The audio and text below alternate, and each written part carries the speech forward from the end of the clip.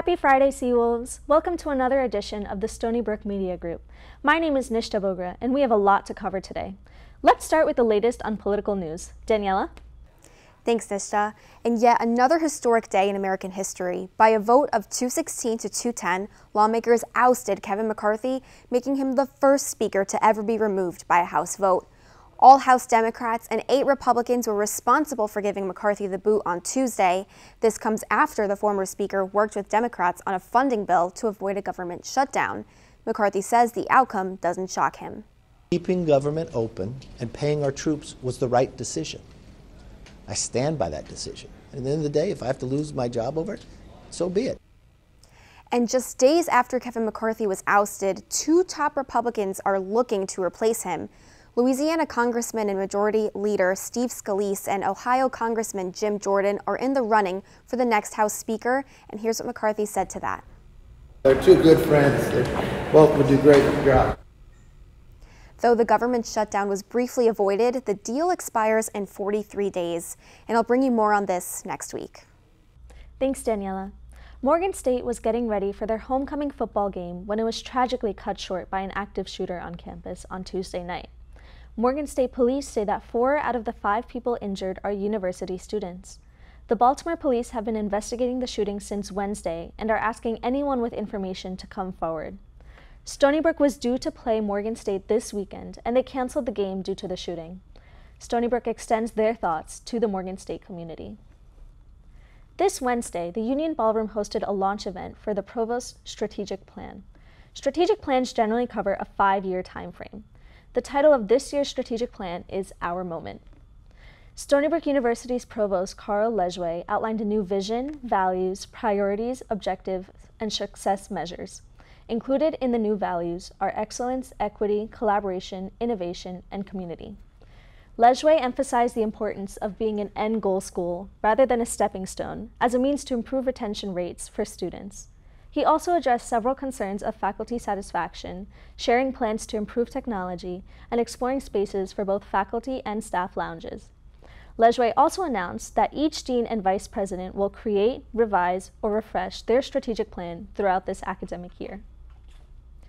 Hispanic Heritage Month happens every year from September 15th to October 15th. This Sunday marked the launch of Hispanic Heritage Month as recognized on campus. The Stony Brook HHM Committee held their launch event this Wednesday. Our reporter Sydney Riddle has more. Hi guys, we are here at the 34th annual opening ceremony for Hispanic Heritage Month. We are here celebrating with all these Stony Brook staff, Stony Brook students. It's a really fun event, so let's go check it out. This yearly tradition is a place where the Latinx community at Stony Brook can come together and celebrate the start of Hispanic Heritage Month. Staff, students, and on-campus organizations were there to come together and celebrate the culture. Let us honor our Latinos by embracing the cultural richness, resilience, and contributions. Together, we can build a more inclusive and equitable society where heritage is cherished. Every individual is given the opportunity to thrive. The celebration was meant to inspire and uplift the spirit that is the Hispanic culture. There was even a student performance by the dancing club Jubilee Latino.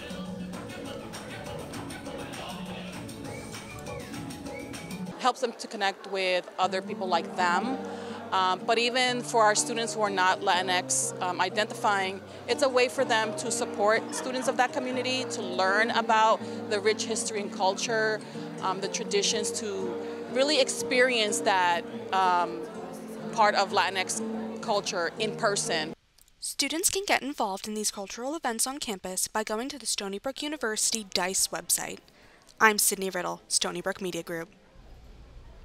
Thanks, guys.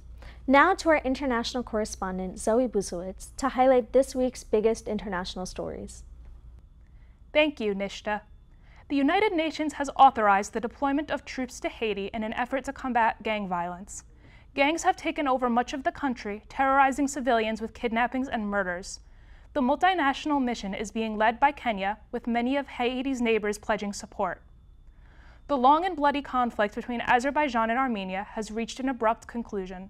The region of Nagorno-Karabakh is located within Azerbaijan borders, but is largely populated by ethnic Armenians. Battles for control of the region began almost 100 years ago.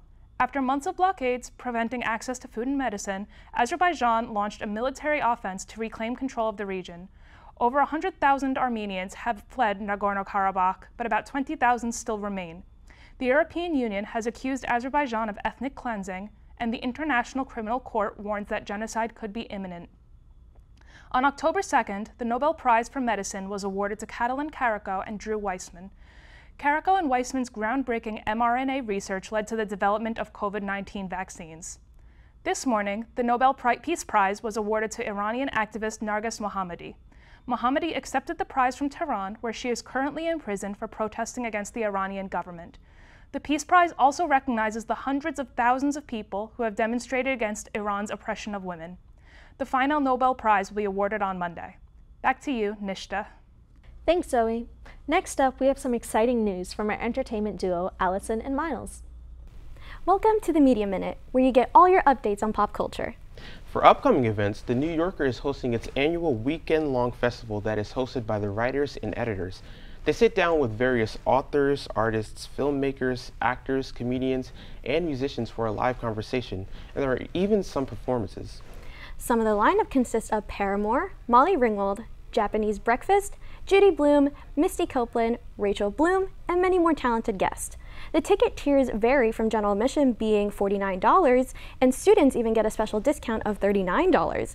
This is a great opportunity to fill your weekend with fun events. Doesn't that sound exciting, Miles? It most definitely is, and I think we should definitely use the student discount to get into the show. Now on to other news. After the nearly 5-month-long writer's strike, a deal with WGA and AMPTP has finally been reached. The deal includes increased royalty payments for streamed content and guarantees that official art intelligence won't take benefits and accreditation from writers. Because of this new deal, shows like The Late Night Show with Jimmy Kimmel and The Kelly Clarkson Show will be coming back to the airwaves. Saturday Night Live is also on the list of shows returning for its 49th season, which is set to premiere October 14th with Pete Davidson hosting and with musical guest Ice Spice. Thank you for tuning into this edition of the Media Minute, and catch us next week for a daily pop culture rundown. Back to you, Nishta. Today we want to highlight different volunteer groups that help make the world a better place. Here is Marie Lolis covering alternative spring break outreach at Stony Brook University. For those who are interested on campus to do community service, Alternative Spring Break Outreach, also known as ASBO, works really hard with students to volunteer and benefit the local community. Here's Vice President Hannah Stout for more. This event is the first part of a two-part event where we're making care packages and filling them with school supplies for lower income school districts, specifically elementary schools in those districts. So for this event, we're just decorating the boxes and writing like little motivational cards for the kids to read when they open them. And then on Tuesday, we're going to be like actually packing them with like notebooks and pens and pencils and a lot of other stuff that they might not have access to on their own. Alternative Spring Break Outreach is a good opportunity to not just help the local community, but out of state as well. We're a volunteer club on campus, so in the fall we do events like this, like care package making, writing cards for certain groups, and then we do local trips, so we'll go out to like farms or do Habitat for Humanity trips on Long Island on the weekends. But the main purpose of our club is to do the spring break trip, so over spring break we go to another state and we volunteer there for the whole week. We usually take around 35 people, and we're able to do a lot of really good volunteer work that way. So that's our main event of the year. Last year, the Alternative Spring Break Outreach trip led them to New Orleans, where they helped volunteer in the local area. They helped clean up parks, get rid of invasive species, and help build an orchard. Their next event is a beach cleanup at Centennial Park in Port Jefferson on October 14th. For more information, you could follow them on Instagram at ASBOSBU. That's it for this week's episode of the Stony Brook Media Group News Show. I'm Nishta Bogra. See you in 2 weeks when we go live to celebrate homecoming.